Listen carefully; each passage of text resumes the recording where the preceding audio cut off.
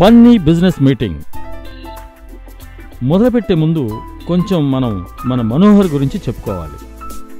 మనోడు సంవత్సరం క్రితం ఒక బిజినెస్ మొదలుపెట్టాడండి. ఆ రోజే మాకు కన్ఫర్మ్ అయిపోయింది మనోడి లెవెల్ ఓ రేంజ్లో పెరగబోతోందని. మనోడు చాలా తెలివిగలవాళ్ళండి. చెప్పాలంటే వెల్ ప్లాన్డ్. ప్రతి పని ఆచి తూచి చేస్తాడు. కానీ ఒక్క విషయంలో కొంచెం తొందరపడ్డాడు. అదే పార్ట్నర్స్ విషయంలో. అతను చేసిన పొరపాటే ఇప్పుడు మనకు ఎంటర్టైన్మెంట్ కాబోతుంది. బిజినెస్ పార్ట్నర్స్ని ఎంచుకునే విషయంలో అతను చేసిన పొరపాటు చివరికి అతనికి ఏం మిగిల్చిందో చూద్దాం. మై డియర్ ఫ్రెండ్స్, ఈరోజు మనోహర్ ఇంకొక 30 సెకండ్లు. ఎందుకు? ముహూర్తం దుర్ముహూర్తం దాటిపోయింది. ఇప్పుడు మొదలు పెట్టచ్చు. సరే, ఇప్పుడు మనం ఒక్క నిమిషం. హలో, బేబీని స్పీకింగ్. ఏంటి, శనగపప్పు వేసావా? నీకు చెప్పానుగా రంగమ్మ, అటక మీద స్టీల్ డబ్బాలో కందిపప్పు ఉందని. మా పని మనిషి శనగపప్పుతో సాంబార్ కాస్తానంటేను ఎన్నిసార్లు చెప్పినా పట్టించుకోదు. మా ఆయనకేమో శనగపప్పు సాంబార్ అస్సలు ఇష్టం ఉండదు. సరే, మనం మీటింగ్ మొదలు పెడదామా? ఈ సంతోషంలో మీటింగ్ మొదలు పెట్టే ముందు మీ అందరికీ ముందుగా మనస్ఫూర్తిగా థ్యాంక్స్ చెప్దాం అనుకుంటున్నాను. సంవత్సరం క్రితం నేను బిజినెస్ ప్రపోజల్తో మీ దగ్గరికి వచ్చినప్పుడు నాపై నమ్మకంతో, అసలు ఈ వ్యాపారం గురించి మీకేమీ తెలియకపోయినా పెట్టుబడి పెట్టి నన్ను ఎంకరేజ్ చేశారు. నేను మీ నమ్మకాన్ని వమ్ము చేయలేదు. బేబీ గారు, ఎన్నో ఆశలతో బ్యూటీ పార్లర్ పెట్టుకుందామని మీరు దాచుకున్న పెట్టుబడిని నాపై నమ్మకంతో మన బట్టల వ్యాపారానికి పెట్టారు. నువ్వు ఊరుకో మనోహర్, మరీ పొగడేస్తావు. నువ్వు లాభాలు చూపిస్తానని కాళ్ళా వేళ పడబట్టే కదా ఇచ్చాను. అవుననుకోండి. ఇక మీరు ఇలాంటి విషయాలు తర్వాత మాట్లాడుకోవచ్చు మనోహర్. మంచి ముహూర్తం దాడిపోతుంది. లాభాల్లో వాటా పంచుకుందామన్నావు కదా, ముందు దాని సంగతి చూడు. సరే, ఈ ఫైల్స్లో మొత్తం మన బిజినెస్ తాలూకు ఇన్ఫర్మేషన్ అంతా ఉంది. కావాలంటే మీరు చూసుకోవచ్చు. అదేమిటయ్యా అలా అంటావు? అవన్నీ చూసుకోవాల్సింది నువ్వు. అయినా నీలో నిజాయితీ చూసే కదా నిన్ను నమ్మ పెట్టుబడి పెట్టింది. పట్టుకో. అవును మనోహర్, ఈ లెక్కలన్నీ మాకెందుకు చెప్పు. వచ్చిన లాభంలో మా వాటా మాకిచ్చేస్తే మేము వెళ్ళిపోతాం. మీరు నాపై పెట్టుకున్న నమ్మకానికి ఏం చేసి మీ రుణం తీర్చుకోగలను? Okay, matter కొద్దాం. ఈ సంవత్సరం మన ఆదాయం 15 లక్షలు. ఆ లాభాన్ని 3 భాగాలు చేశాను. ఇవ్వండి మీ చెక్స్.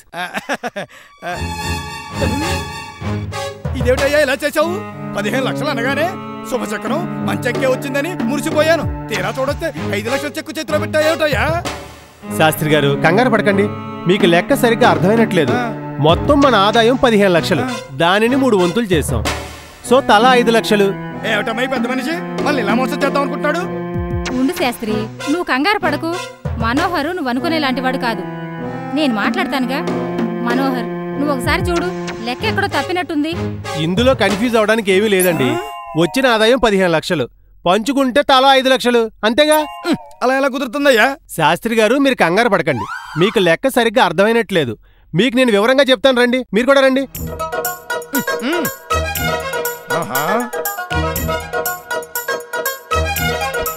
శాస్త్రి గారు, జాగ్రత్తగా వినండి. మనకొచ్చింది 15 లక్షలు, అవునా? ఈ 15 లక్షల్ని 3 పంచుకుంటే మనిషికి 5 లక్షలు చొప్పున వస్తుందన్నమాట. ఎంతసేపు నేను చెప్పే లెక్క ఇదేనండి. అది కాదయ్యా మనోహరు, ఇప్పుడు నువ్వు చెప్పినట్టుగానే మనకొచ్చిన ఆదాయం 15 లక్షలు అయ్యిందనుకో. దీన్ని పంచుకోవాల్సిన వ్యక్తులు ఎంతమంది? 3. 3 ఇదిగో వేశాను. ఈ 3 ఒక్కట్లో పోదు కదా, అందుకని 3 ఒక్కట్ల 3. ఈ 15 3 తీసేస్తే ఎంత? 12. ఈ 3 12 ఎన్నిసార్లు పోతుంది? 4 సార్లు. అంటే 3 4 12. దీన్ని బట్టి మనకొచ్చిన ఆదాయం 15 లక్షలు అయితే మా 14 లక్షలు మాకు ఇచ్చేసాయి. శాస్త్రి గారు, మీకు అర్థం కావట్లేదు. మీరు అన్నట్టుగా మనం పంచుకోవాల్సింది 14 లక్షలే అయితే 3కి వచ్చేది 42 లక్షలు అవుతుందండి మొత్తం. మన ఆదాయం అంత లేదు కదా. ఏమయ్యా మనోహరు, నువ్వేదో నిజాయితీ పరడు అనుకుని మా లావాదేవీలన్నీ నీ చేతిలో పెడితే మమ్మల్ని మోసం చేద్దాం అనుకుంటున్నావా? ఇప్పుడు నీకు అర్థం కావట్లేదయ్యా.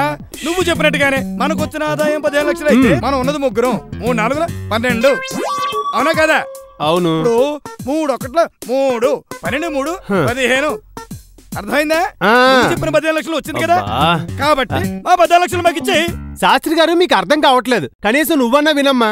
ఇప్పుడు ఆయన చెప్పినట్టుగానే 14 లక్షలే అయితే 14, 14, 14 అయినప్పుడు 4, 4, 8, 8, 4, 12. 13, 14, 15 ఇటివ్వండి. మొత్తం 15 లక్షలు మీరు చెప్పినట్టుగా వచ్చిందిగా. మాకు రావాల్సింది చెక్కులో పంపించండి. శాస్త్రి గారు మీరు పదండి. ఏదో మంచివాడు కదా అని వ్యాపారం నీకు చెప్తే మమ్మల్ని మోసం చేద్దాం అనుకుంటున్నావా? చూస్తా నీ అంత చూస్తా ఏమనుకుంటావా? దేవుడా, మన మనోహర్ మంచి బిజినెస్ మ్యానే అయినా పరమానందయ్య శిష్యుల్లాంటి భాగస్వాములను ఎన్నుకోవడం వల్ల పాపం ధీరూభాయ్ అంబానీ అంతటి వాణ్ణి కావాలని కల్లగన్న మన మనోహర్ ఆశలు అడియాసలు అయ్యాయి. Manohar, better luck next time.